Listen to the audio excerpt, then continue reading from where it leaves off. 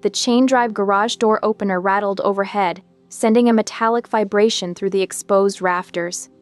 Mallory knelt on the clean, faintly oil-stained concrete, pressing a long strip of blue painter's tape to the floor. She tore the edge with her thumbnail and smoothed it down. Inside the attached 10 by 20-foot garage, she taped out space for a 4 by 8 cutting table, 2 sewing machines, shelving, a garment rack, and a packing station. It would all fit, as long as she still had room to move around the table and work. She stood and rubbed the dust from her jeans, looking at the layout. The bungalow had cost a modest $125,000, financed by the W-2 job she still held when she closed in late February. By the first week of March, the corporate position had been eliminated, transforming her sewing side business into her sole income. Between the down payment, closing costs, and immediate plumbing repairs, her savings had drained down to an emergency cushion of just over $4,000. The house's peeling laminate kitchen counters and ordinary white refrigerator were daily reminders that homeownership had not made her wealthy. But the garage offered something she desperately needed.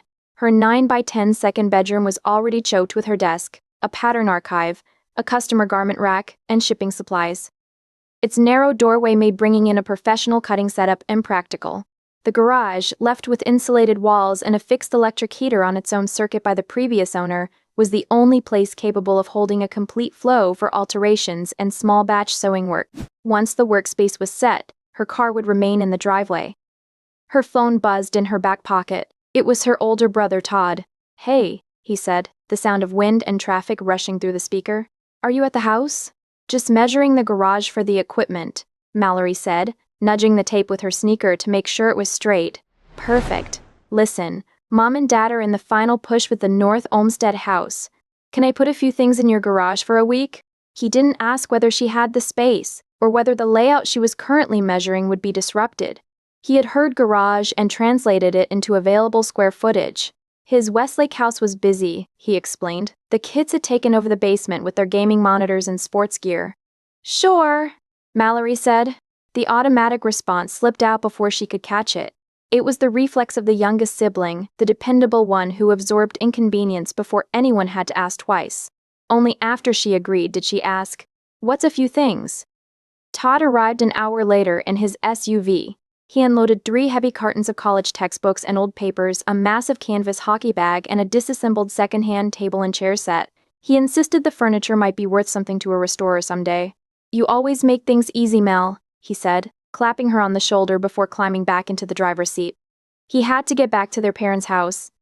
Mallory watched him pull away. Easy, a word she had spent years mistaking for affection. A mild, tight irritation gathered in her chest, but she immediately converted the feeling into a logistical problem. She dragged the 3 cartons and the hockey bag against the left wall, arranging the table pieces carefully beside them so they would not block the interior door. Then she locked the house and merged onto I-480 West, driving toward the sprawling North Olmsted Colonial, where they had all grown up. The house was a chaotic engine of 35 years of accumulated life operating against a deadline. The buyer's walkthrough was scheduled for Monday morning. By Sunday night, the 4-bedroom colonial had to be empty. Mallory found her parents in the living room, surrounded by half-filled boxes, school papers, framed photographs, and wedding china. A local donation crew was scheduled to arrive that afternoon, but her mother, Diane, was visibly struggling to let things go. When the crew finally arrived and began loading the truck, Diane stood near the open front door. She noticed a faded handmade ornament tucked inside a carton of holiday decorations destined for donation. She reached in, pulled the ornament free, looked at it for several seconds, then pulled the entire carton back. "Where does this go?" her father, Gary, asked, holding a stack of flattened cardboard. His default state during the move had been a tired neutrality. He carried whatever anyone handed him and offered some variation of, "Whatever you all decide." "Mal has the garage," Todd said from the kitchen doorway. Gary set the carton down beside a small pile already forming against the wall. Mallory opened her mouth, then closed it. The rest of the family operated with the same unspoken efficiency. Jenna, Mallory's older sister, standing with her coat on, claimed she had no room in her Parma Heights house for 3 cartons of baby clothes, the crib rails, or her double stroller. Her brother Kyle, who lived in a cramped Lakewood studio, selected a small stack of his own books and carried them out to his car, politely ignoring the mounting pile of overflow. Mallory received what remained. By the end of the afternoon, 6 parent-owned cartons, holiday decorations, photographs, school papers, wedding china, and other family records were marked for temporary delivery to Mallory's house. Mallory drove home in her own car, sipping lukewarm coffee from a paper cup, while Gary followed in a rented cargo van. They unloaded Jenna's crib rails, the cumbersome double stroller, and her 3 baby clothes cartons, followed by the 6 parent-owned boxes. During the unloading, Jenna's voice echoed thinly over Gary's speakerphone. "It's just temporary, Mal. Just until Mom and Dad are settled." Diane, carrying one of the lighter boxes, patted the cardboard. "These are family things. We'll sort it out soon." When the van pulled away, exactly 12 cartons sat in 3 owner groups along the garage walls, flanked by Todd's hockey bag, Jenna's stroller and crib rails, and the dismantled table and chair set. Gary and Diane's remaining overflow, 7 cartons, several black household bags, and a warped particle board bookcase, had gone straight to the small attached garage of their new 900-square-foot, 55-plus condo near Westlake, forcing Gary to park outside for the foreseeable future. Mallory stood alone in her garage. A surprising amount of concrete was still visible. That was almost worse. Anyone glancing inside could have said there was plenty of room. What she no longer had was one uninterrupted work area large enough for the production layout she had measured that morning. She walked over to her temporary folding cutting table and opened the metal legs. She flipped it upright and slid it toward the blue tape. The back left corner struck the side of one of Jenna's baby clothes cartons with a dull thud. Mallory looked at the box, then at the tape beneath it. She did not push the box out of the way. Instead, she knelt, peeled up the blue tape, and shifted part of the layout several inches to preserve a usable path between the house door and the garage opening. She folded the table back up and leaned it against the wall. She stepped onto the driveway and entered her code on the exterior keypad. The garage door rattled along its tracks, descending slowly, closing over the 12 boxes and the altered blue lines of her future. By early April, Mallory's dining room table had become a shifting topography of canvas bags, tailor's chalk, customer garments, and shipping labels. She completed paid alterations in the morning light, carefully clearing away loose thread and straight pins whenever she needed to eat a meal. The garage was not packed solid. That made the problem harder to explain. She could still walk into it. She could still see concrete. But getting a fresh spool meant going around Jenna's stroller and reaching behind one of Todd's cartons. Pulling flat shipping boxes from the wall required shifting the edge of his dismantled furniture. The cutting table could be opened only partway before it interfered with the path between the interior door and the garage opening. Todd's 1 week had come and gone. The boxes did not literally move, but they seemed to settle into the space more permanently every day. Diane treated the arrangement as entirely resolved. During a Tuesday afternoon phone call about the condo's inadequate kitchen storage, she casually adjusted the timeline. "We're just going to need you to hold on to those things until we figure out what everyone wants," she said. Mallory stood in the kitchen doorway and looked toward the garage. "When do you think that'll be?" "Oh, I don't know. Once everything settles down." The phrase erased Todd's original 1-week promise without anyone having to acknowledge that it had changed.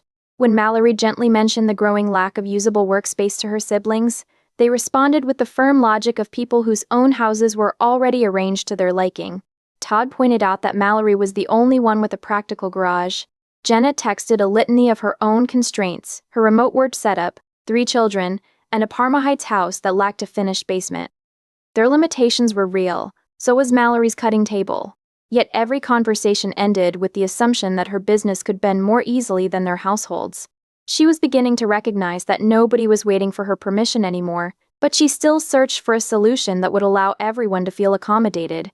That evening, Mallory drafted a message in the family group chat. She typed, deleted, and rewrote, carefully smoothing the edges of her request. The final version was specific but gentle. "Hey guys, my production is picking up and I really need the garage for work. I'll be home all day the first Saturday in May.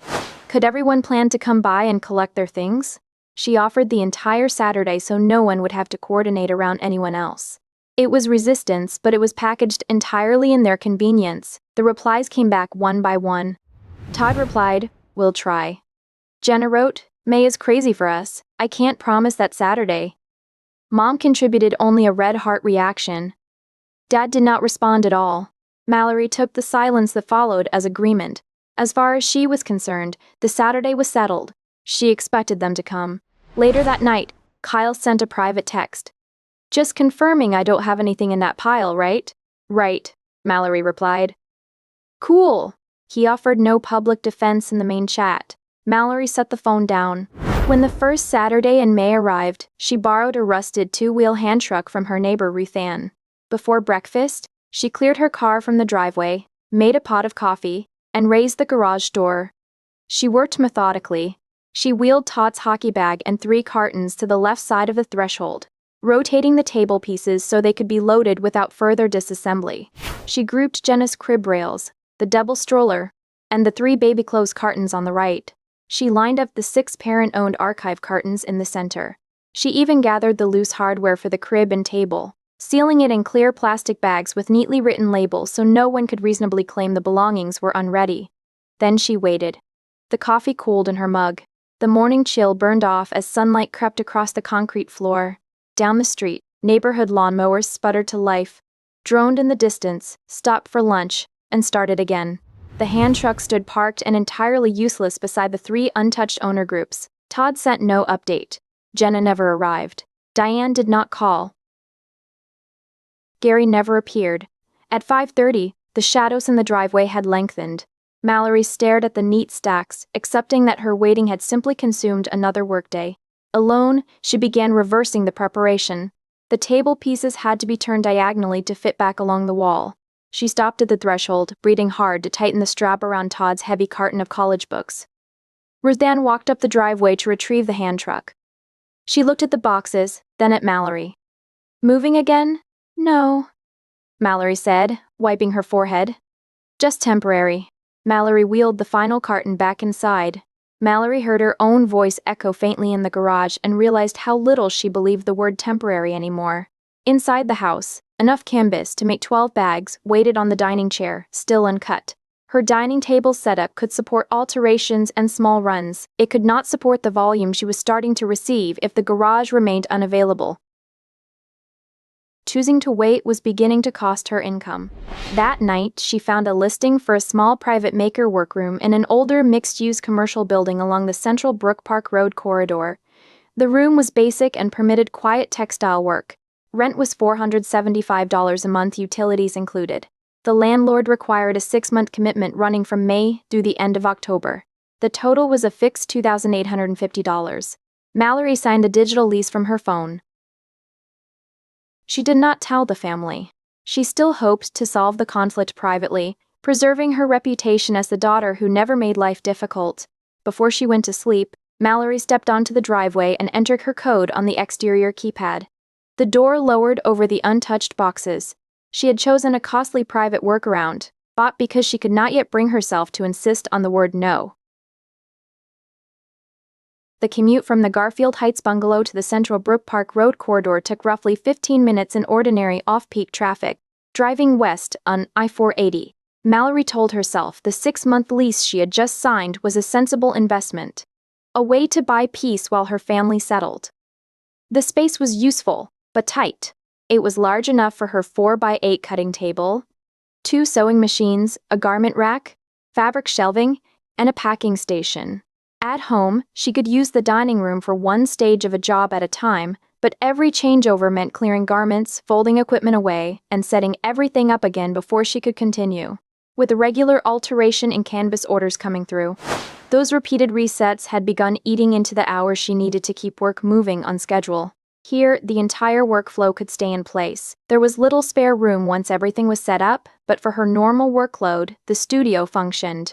After the mortgage, utilities, and fixed business expenses, the $475 rent ate up nearly a third of what she usually had left. As she unpacked her machines, she experienced a quiet pride in her competence. She had solved the immediate problem. But paying the first month's rent also gave the family's postponed decisions a measurable monthly price. She did not mention the studio in the group chat. Disclosure would turn the supposedly temporary boxes into an acknowledged conflict. In June, the arrangement expanded. Jenna's husband arrived at the bungalow on a Tuesday afternoon without warning, driving a borrowed cargo van. He lowered a furniture dolly to the driveway, revealing a damaged digital console piano. Several plastic keys were chipped or missing entirely. The console body had been separated from its legs and pedal unit for transport. It had come from his and Jenna's Parma Heights basement, not from the sold North Olmsted house. "Jenna said you agreed," he told Mallory. His manner was practical and entirely devoid of aggression. He was simply repeating what he had been told. Mallory stood at the threshold. The garage's remaining open walls still held 2 of her fabric bins, a folding shelf, a stack of flat shipping boxes, and a small garment rack. Jenna's husband looked at the narrow workable area, then back at her. "Can that sewing stuff go somewhere else?" For half a second, he seemed to wait for Mallory to correct him. She did not. Her instinct for accommodation moved faster than her capacity for refusal. She picked up a fabric bin and carried it inside, setting it beside the living room sofa. She slid the second bin beneath the dining table. She leaned the folding shelf in the hallway, stacked the packing supplies against the kitchen wall, and angled the garment rack into her crowded 9x10 bedroom office, wedging it between her desk and the pattern archive. Only after her equipment had been displaced could the piano enter. Jenna's husband helped her guide the console body over the threshold and lower it onto a folded moving blanket on the concrete. The detached legs and pedal unit went beside it. The console body sat directly across the taped cutting table footprint. When the cargo van pulled away, the garage possessed no uninterrupted production area large enough for Mallory's setup. That evening, she sent a firmer message to the family group: "No more boxes in the garage. I need the space for work." She did not yet order anyone to remove what was already there. Diane did not reply to the group. Instead, she called privately. "I didn't know a few boxes were causing so much trouble," Diane said. Her restraint increased the pressure more effectively than anger would have. She reminded Mallory that she and Gary were still trying to fit their lives into the condo. Mallory began to over-explain. She listed the shelving, the displaced fabric, the cutting table, the separate studio, the rent, and the necessities of moving garments through a production flow. With every justification, she heard herself treating her own need to use her house as something she had to prove. Diane listened quietly. When Mallory finished, Diane said, "I thought I could count on you until we got settled." There was no sarcasm in her mother's voice. She sounded genuinely disappointed. Mallory felt a hot prickle of shame rise along her neck. For one terrible second, she almost apologized. Instead, she said, "I have to get back to work." After the call ended, she stood in the kitchen looking at the fabric bin beside the sofa. She replayed the conversation anyway. By July, the cost of the arrangement became concrete. A small boutique that stocked Mallory's canvas bags offered her a wholesale contract for 24 line jackets, 2 colors across 4 sizes. It was worth approximately $3,200 in gross revenue for the boutique's fall floor set, with delivery due in 5 weeks. The boutique needed a guarantee within 48 hours. After finishing her daily alterations, Mallory stayed late at the Brook Park studio and worked through the jacket order before giving the boutique an answer. The studio could handle the cutting and sewing. The problem was everything a 24 jacket run would have to occupy around that regular workflow. 24 line jackets meant rolls of outer fabric and lining, interfacing, stacks of cut panels, partially assembled garments, and finished pieces waiting for delivery. Her regular alteration orders still needed the garment rack, both machines, and clear access to the cutting table. She could cut the jackets there, she could sew them there. What she could not do was keep a 24-piece batch moving through several stages of production, without crowding out the work already filling the room. Reducing alterations for 5 weeks would mean giving up dependable income. Renting additional short-term space would solve the capacity problem, but only by adding another major expense. She stood in the cramped room and calculated the reality. Fabric, lining, interfacing, notions, transaction fees, and delivery would cost roughly $1,400 to $1,350. That left about $1,750 to $1,900 before tax. Spread across more than 100 hours of labor, it amounted to somewhere around $18 an hour. Renting additional short-term space would consume much of what remained. Before the 48 hours were up, Mallory sent a professional email declining the order. There was no breakdown, only the quiet click of the send button. By then, she had paid $1,425 in rent from May through July. Later that week, Ruth Ann stopped by the bungalow with a paper shopping bag. Inside were 6 button-down shirts belonging to her late husband. She wanted a lap quilt. "I already donated the rest," Ruth Ann said. Mallory unfolded the shirts one at a time. Which parts matter most? Ruthann pointed to a breast pocket, a faded cuff, and a small embroidered company logo near collar. These. She did not explain what each piece meant. She simply watched as Mallory pressed a strip of masking tape onto the top shirt and wrote a careful note in marker. Mallory labeled each garment in turn, then set them back into the paper bag on the dining table. After Ruthann left, Mallory fixed a simple meal and ate standing beside the stove. She looked at the 6 neatly folded shirts on her dining table. Then she looked through the doorway toward the garage. The family's postponed decisions had now taken up her home workspace, a paid commercial workaround, and one professional opportunity she had not been able to accept. For the first time, she found herself thinking less about how to make the arrangement comfortable for everyone, and more about what would actually make it end. By early August, the rented Brook Park Road studio smelled faintly of sewing machine oil and warm dust. Mallory stood at the cutting table, her heavy shears sliding cleanly through the pale blue broadcloth of one of Ruthann's late husband's shirts. She worked methodically, preserving the requested breast pocket, the faded left cuff, and the small embroidered company logo. She discarded the frayed seams and worn sections Ruthann had not asked to keep, then arranged the usable pieces across the table into a practical lap-size design. The work was precise. Every cut required a decision about what would remain and what could be let go. Late on a Friday, a hard summer storm battered Garfield Heights. Rain drove across the front of the bungalow and ran in sheets down the driveway. Mallory spent most of the weekend working at the Brook Park studio and did not go into the garage again until Monday morning. She opened the interior door and stopped. A shallow watermark stretched across part of the concrete near the main garage door. Runoff had pushed beneath the worn, curled bottom seal. It had reached the right wall. 2 bottom corners of one of Jenna's remaining baby clothes cartons were dark, the cardboard soft and sagging. When Mallory bent closer, she caught a sour, musty smell. She opened the flaps. Several garments near the bottom were still damp. Along a few folds, small gray-green spots had begun to appear. Mallory took 2 photographs of the affected box and sent them to the family chat. Todd answered within minutes, "If it's ruined, toss it." Jenna's reply followed almost immediately. "Please don't throw any of that out." Diane chimed in last. "Can you wash the clothes for her, Mal?" Mallory stared at the screen. She could already picture herself running a load of laundry, drying the tiny outfits, buying a replacement bin, and telling Jenna afterward that everything was fine. Her brain had started solving the problem before she had consciously agreed to solve it. She set the phone down. Wearing heavy leather work gloves, Mallory returned to the carton. She opened the flaps fully and lifted the damp clothing out far enough to stop it from sitting against the wet cardboard. She spread the damp garments loosely over a folding drying rack beside a clean plastic tote. She did not wash a single item. Then she opened the chat. "They need to leave the garage by Sunday." The sentence was short. She knew that adding reasons would only create more points to argue with. Jenna replied that the weekend was really difficult for her household. Mallory looked at the screen, her thumbs hovering. She did not volunteer to deliver the tote. She did not offer to run the wash. She typed the deadline again.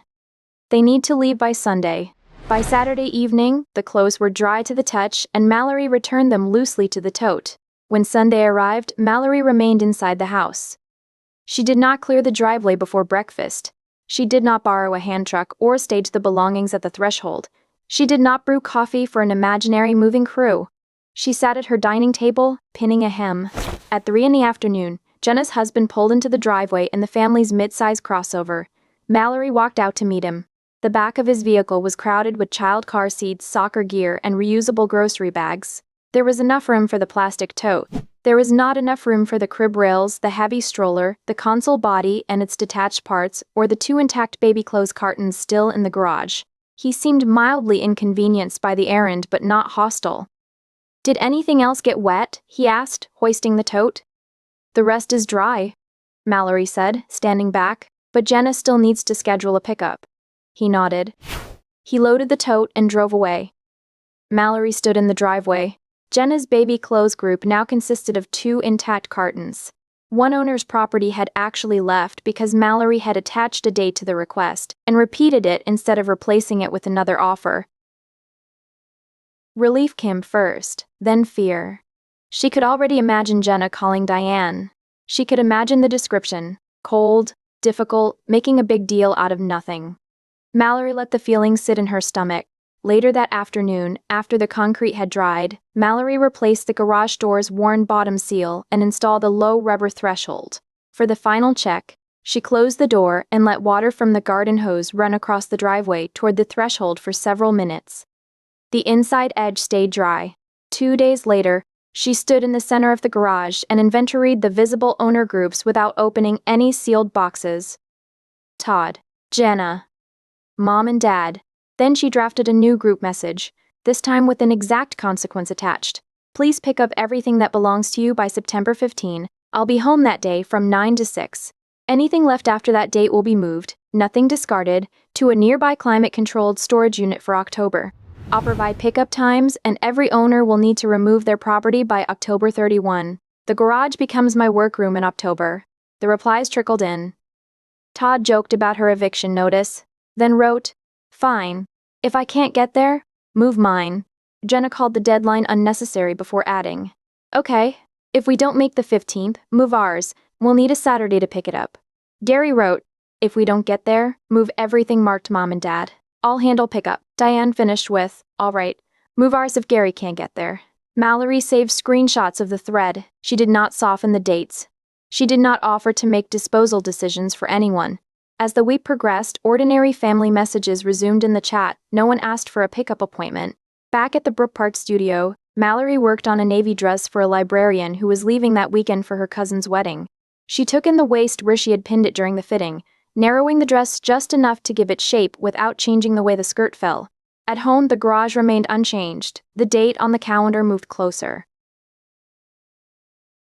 The first 2 weeks of September compressed into a quiet stretch of avoidance.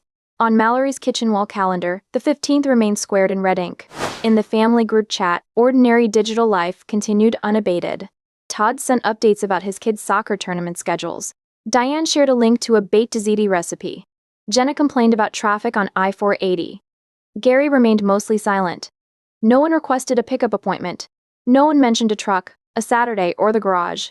At the Brook Park Road studio, Mallory sat beneath the buzzing fluorescent lights and looked at the October end date on her lease. The final month was already part of the 6-month commitment. Whether the garage was ready or not, the money was gone. She cycled through imagined explanations for each of them while she sewed. Jenna was overwhelmed with 3 children. Todd traveled for regional sales meetings. Gary and Diane were exhausted by the cramped reality of the condo. All of those things could be true. The boxes were still in her house. On September 15, Mallory unlocked the garage and remained home from 9 in the morning until 6 in the evening. She worked at the dining room table, pausing whenever a vehicle slowed on her street. No vehicle turned into her driveway. No one called to ask for a last-minute extension. At 6, the boxes were exactly where they had been that morning. When she woke the next day, Mallory did not immediately book movers. She brewed coffee. She looked through the kitchen doorway toward the garage. Maybe the weekend. Maybe Todd would call. Maybe one more day would allow someone else to solve this without forcing her to become the problem. She hated how familiar that hope felt. That afternoon, she bought a roll of shipping labels and a thick black marker. She began photographing and tagging the visible owner groups so she could distinguish Todd's property from Jenna's, and both from the parent-owned archive. The 6 parent-owned boxes contained photographs, wedding china, school papers, holiday items, and other family records still owned by Gary and Diane. Mallory did not treat the label family as permission to divide their contents among her siblings. Near the center of the pile sat a heavy carton bearing the exterior label, Mom's papers in Diane's looping handwriting. Its top flaps were untapped and one side seam had weakened enough to bulge outward. Mallory took a roll of packing tape to reinforce the seam before any move. As she steadied the top flaps, a loose folded sheet of notebook paper slipped partly out and caught against the cardboard edge. It was an unsent, handwritten draft. Mallory recognized her mother's penmanship, though the ink was faded and the handwriting tighter, younger. She saw the salutation, addressed to Diane's own mother. Below it, 1 or 2 visible lines read, "The boxes have been taking up the basement for 2 years now, and we really need a decision on what." Mallory froze. She read only enough to understand what the page was. Then, she carefully slid it back beneath the flap. She did not rummage through the box. She did not consider quoting it in the group chat. For several seconds, she stood with one hand resting on the reinforced seam. She tried to imagine Diane younger, standing in another basement, looking at another person's boxes. The anger in Mallory's chest shifted. Not disappeared, shifted. She could understand how a pattern started without volunteering to keep it going. Kyle stopped by after his shift the next evening, still wearing dark work boots. He leaned against the doorframe and looked at the neat white owner label stuck to the cartons. "So the deadline passed," he said. Mallory adjusted a stack of packing paper. Nobody came. "What happens now?" "I don't know. I guess I'll wait and see if Todd can come this weekend. He usually has time on Sundays." Kyle put his hands in his pockets. "If you keep pushing it to next weekend, it's only a new deadline if something actually happens after it." He did not tell her what to do. He simply left the sentence there. Mallory looked at the floor. After Kyle left, she sat on the sofa, opened the browser on her phone, and looked up self-storage facilities along Brook Park Road. The same commercial corridor would keep a move manageable. She compared indoor units, climate control, access hours, and sizes. She did not book one yet. On a bright Saturday morning in late September, Mallory drove back to Garfield Heights after picking up supplies. As she turned onto her street, she slowed. A rented box truck was parked squarely in her driveway. She parked her car against the opposite curb and crossed the street. Her garage door was already wide open. Diane had used the garage code Mallory had given her after the boxes were moved in, so she could come back for anything she needed without having to coordinate with Mallory. It had been meant to make taking things out easier, not bringing more in. Mallory stopped at the edge of the driveway. Jenna's husband stood at the back of the rented truck, the metal roll-up door pushed to the roof. Inside, Mallory could see the exact overflow load that had gone to Gary and Diane's condo in March. 7 heavy cartons, several bulging black household bags, and the warped particle board bookcase. The small win she had achieved with the damp baby clothes had not magically changed the rest of the family's habits. Now the condo garage was being emptied, and Mallory's garage had again been chosen as the answer before anyone had asked her. Jenna's husband gripped the sides of the first heavy box, pivoted away from the truck bed, and walked toward the open garage. Before his boot could cross the rubber threshold, Mallory stepped directly in front of him. Jenna's husband shifted his grip on the heavy carton, leaning his weight forward. "No," Mallory said. She stepped directly onto the low rubber threshold. "Nothing else goes in." He stopped. The bottom edge of the cardboard rested against his belt. His brows drew together in mild confusion, and he looked over his shoulder toward the truck. Diane stepped around the passenger side holding her purse against her hip. "Mal, your dad wants our garage cleared out before the cold weather hits." She gestured toward the open truck bed, where the warped particle board bookcase lay flat beside the bulging household bags. "That bookcase isn't going to safely fit inside a 900-square-foot place, and we have to return this truck by noon. We just need somewhere safe for this load while your dad and I decide what to do with it." Mallory kept her hands resting at her sides. "Nothing else goes in the garage." Diane's expression tightened. "We already rented the truck." Mallory said nothing. "The condo is 900 square feet. Nothing. We can't put all of this inside." Mallory repeated.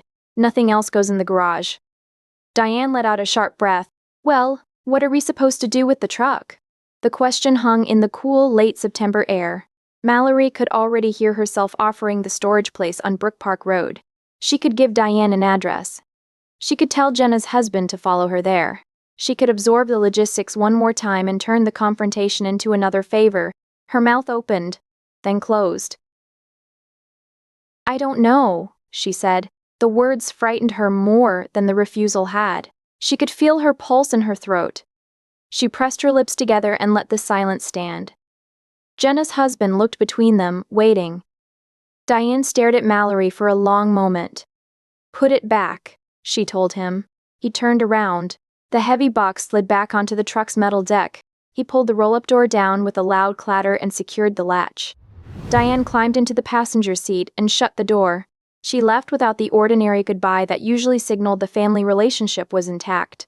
Mallory stood in the driveway until the truck disappeared at the end of the street. Then she walked back into the garage. The old boxes still occupied the floor. Preventing 7 new cartons and a bookcase from entering had not removed a single thing that was already there. If she stopped now, all anyone had to do was wait. Mallory changed the garage code. She did not announce the change. Then she went inside, pulled out her phone, and reopened the self-storage listing she'd reviewed earlier. She booked an indoor, first-floor, climate-controlled 10 by 15 unit along the Brook Park Road corridor. The term began October 1. The one-month online promotional rate came to roughly $190 all in. The unit was in Mallory's name, so the account and rent remained her responsibility. She opened the folder containing screenshots of the August family thread. Todd had written, "If I can't get there, move mine." Jenna had written, "Okay. If we don't make the 15th, move ours." Gary had authorized the parent-owned boxes. Diane had done the same. Mallory had permission to relocate the property. She did not have permission to sell it, donate it, discard it, or sort through private contents deciding what mattered. She would move it, safeguard it, and make it available for pickup. Nothing more. Then she hired a local two-person moving crew with a truck. They quoted her approximately $750 for a 4 to 5 hour local job including travel, loading, driving, and unloading. Mallory set collection windows she could actually attend at the storage facility, Saturday morning, the following Wednesday evening, and one additional arranged weekend window for Gary and Diane. October 31 remained the final retrieval date. She would meet them there and unlock the unit herself rather than hand out a key. If something unexpectedly remained after October 31, her private contingency was to keep the account current while asking each owner in writing what they wanted her to do next. She did not reveal that contingency as another extension. She returned to the garage and finished the owner inventory. She photographed the exterior and apparent condition of every box. Todd's property stayed together. Jenna's property stayed together. Gary and Diane's 6 archive cartons stayed together. She marked fragile items without opening sealed contents. Kyle stopped by after work and saw the printed inventory sheet. When Mallory told him what she intended to do, he looked toward the wall of boxes. "Do you want me to come over and help lift anything before the crew comes?" "No," Mallory said. "The paid movers will do it." Kyle nodded. "Okay." He left it at that. 48 hours before the move, Mallory sent one final factual reminder to the group. "The movers are booked for Saturday. Nothing will be sold, donated, or thrown away. If you want to collect anything before the move, let me know by Friday evening." No one came. No one withdrew the relocation permission already given. The night before the move, Mallory sat in the glow of her laptop and calculated the cost. Studio rent, $2,850. Movers, roughly $750. October storage, about $190. A rounded total of approximately $3,790 in major direct costs. The rejected $3,200 boutique order was gross revenue she had never earned, so she did not add it. The garage sale repair belonged to ordinary home maintenance. She opened a new message to her family. She began typing. The failed pickup in May. The piano in June. The studio rent. The wholesale order. September 15. The truck. She looked at the paragraph, then highlighted it and deleted the whole thing. The move did not require the family to agree with her arithmetic. The next morning, the moving truck pulled into the driveway. "Start here, please," Mallory said. She pointed to the left wall. The taller mover tipped Todd's massive canvas hockey bag backward and carried it toward the truck while his partner slid a rubber-reeled dolly beneath the 3 heavy cartons of college textbooks and papers. Mallory stood to the side with a clipboard resting against her forearm. She checked the white owner labels against her inventory. 1 carton. 2nd. 3rd. Hockey bag. Every time a dolly rattled across the threshold, a tight knot of anticipation flared in Mallory's chest.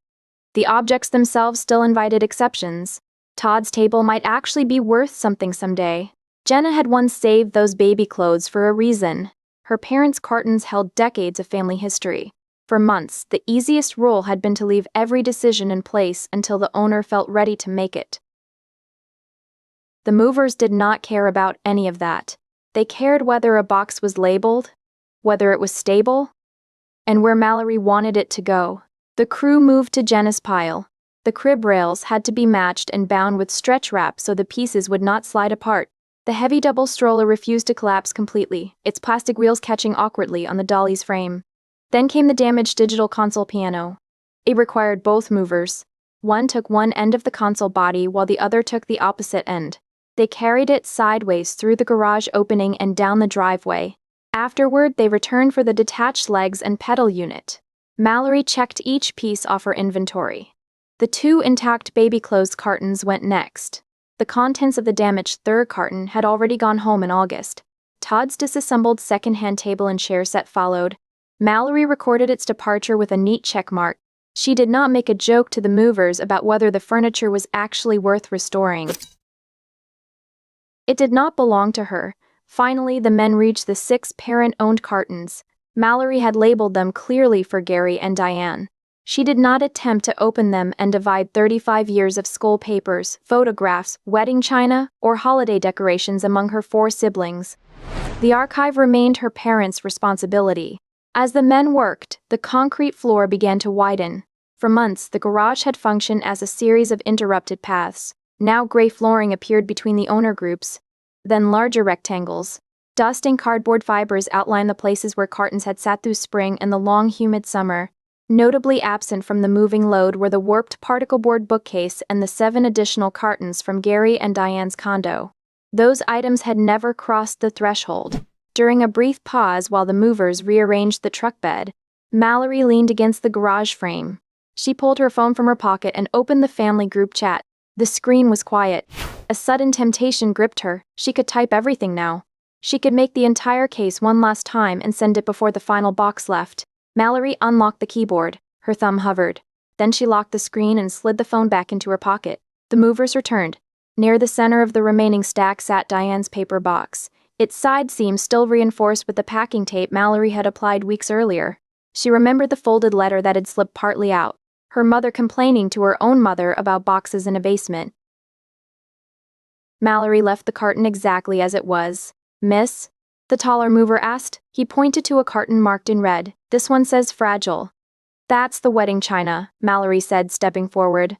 "Please keep it upright and don't put anything heavy on top of it." He nodded.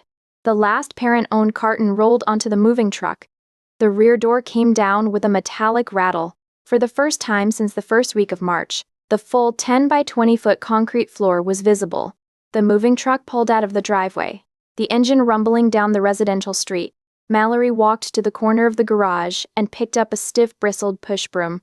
Alone in the quiet, she swept loose cardboard fibers, trapped grit, and dry leaves toward the open door. The hired crew had done the heavy lifting. The rest was simply hers. She walked from the interior house door straight to the driveway, then turned and walked back. No stroller. No cartons. No furniture forcing her sideways. She raised both arms briefly and touched nothing. Down by her shoes, faint sticky residue from the original blue painter's tape was still visible on the concrete. The cutting table footprint had survived beneath everything. Mallory locked the house and drove the familiar route toward Brook Park Road, meeting the movers at the indoor climate-controlled storage facility. The transition was strictly practical. She stood beside the open roll-up door of the 10 by 15 unit, checking each piece against her clipboard inventory. Todd's cartons, hockey bag, and furniture went to the left. Jenna's stroller, crib rails, 2 baby clothes cartons, console body, legs, and pedal unit went in the center. Gary and Diane's 6 archive cartons went to the right. The wedding china remained upright in a stable position, clear of anything heavy. The owner group stayed separated so each person could remove an entire set without Mallory sorting through anyone's private contents. She paid the crew through the company's app. After they left, Mallory photographed the 3 grouped sections and pulled the metal storage door down. She locked it with a heavy steel padlock. The possessions were no longer inside her home. For them to return, someone would now have to ask her and receive a new yes. Family delay alone could no longer put them back.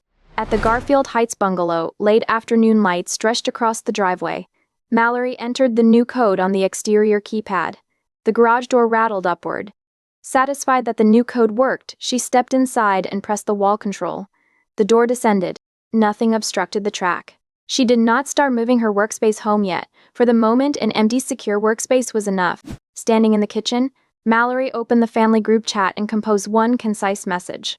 "Everything that was still in my garage has been moved to the storage unit described in my September message. Nothing was thrown away. I saw no new exterior damage during the move. The unit is paid through October 31. I'll be there the following Saturday from 9 to 11 and Wednesday from 6 to 8. Mom and Dad can arrange one additional weekend appointment. There's no charge to retrieve anything. Every item must leave with its owner by October 31. The garage is my workspace now. She read it once. She did not apologize. She hit send. Mallory opened the interior door and stepped into the empty garage. The rented Brook Park studio still existed for the rest of October. The family relationships were bruised. The money she had spent could not be recovered. All of those facts remained true. So did the floor in front of her. A few hours later, Jenna left a voicemail. Her voice was thin, vibrating with breathless frustration about the logistics of storage. Mallory listened to the recording all the way through while standing at her kitchen sink. She did not call back to soothe her. Instead, she texted, "Your things are safe. The following Saturday or Wednesday both work."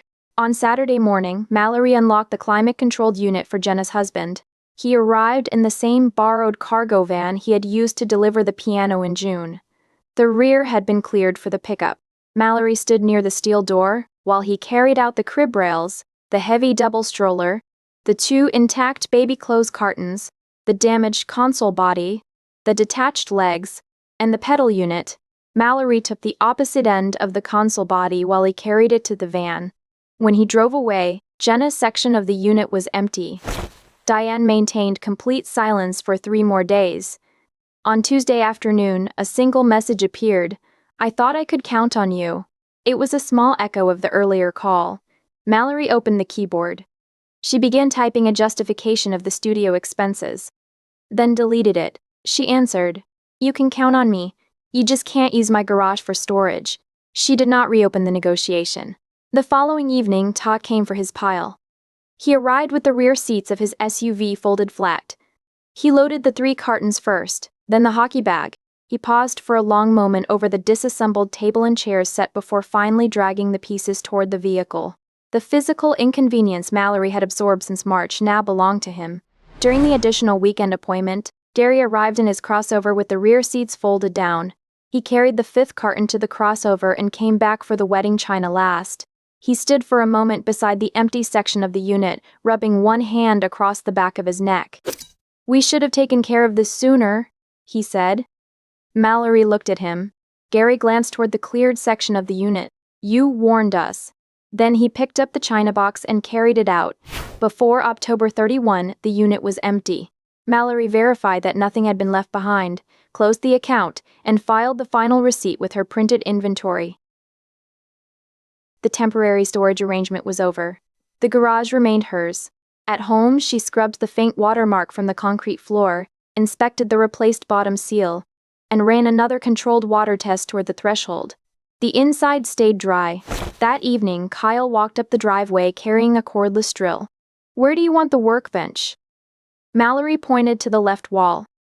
They bolted it into place. Kyle stepped back, wiping his hands. "Looks bigger without everybody else's stuff." Mallory looked across the open floor. "It is." At the end of October, the Brook Park Road lease expired. Mallory moved her workspace back home. The house's 2nd bedroom returned to being an office and pattern archive. The reclaimed garage supplied the continuous production area she had needed from the beginning. There was no miraculous replacement for the wholesale orders she had declined, no sudden flood of customers. Only the practical gain of capacity and the end of duplicate rent. With the fixed electric heater humming above her, Mallory worked at the cutting table on a new run of canvas bags due for delivery later that week. In mid-November, Jenna called. "Mom thinks everyone needs space this year," Jenna said privately, "and I agreed to keep Thanksgiving small." Mallory understood what the call meant. She let it end without asking to be included. A few days later, Kyle mentioned that he had volunteered for a half-day holiday shift and had already told Jenna not to hold a plate for him. Ruth Ann mentioned over the fence that her son was visiting his in-laws. Mallory pre-ordered a prepared turkey breast, mashed potatoes, and rolls from Giant Eagle, and picked them up on Wednesday. On Thanksgiving afternoon, Kyle came over after his half-day shift and Ruth Ann joined them a little later with a homemade apple pie. The 3 of them ate together at Mallory's dining table, lingering over coffee long after the plates had been cleared. At one point, Ruth Ann mentioned the lac quilt Mallory had made from her husband's shirts. "I use that quilt almost every night," Ruth Ann said. "Have since you brought it over in August. I never properly thanked you for getting it exactly right." Mallory smiled. "I'm glad." It was a small Thanksgiving, but not an awkward one. No one tried to fill the evening with talk about Mallory's family, or ask what Diane might be doing across town. After Kyle and Ruth Ann left, Mallory washed the last few dishes and wiped down the kitchen counter. Her phone rested nearby. There was no new message from Diane. Before turning in for the night, she opened the door to the garage. Her sewing machines, fabric shelving, packing station, and cutting table were exactly where she had planned them months earlier. Mallory stood in the doorway to the house for another moment, looking across the quiet workspace and smiled.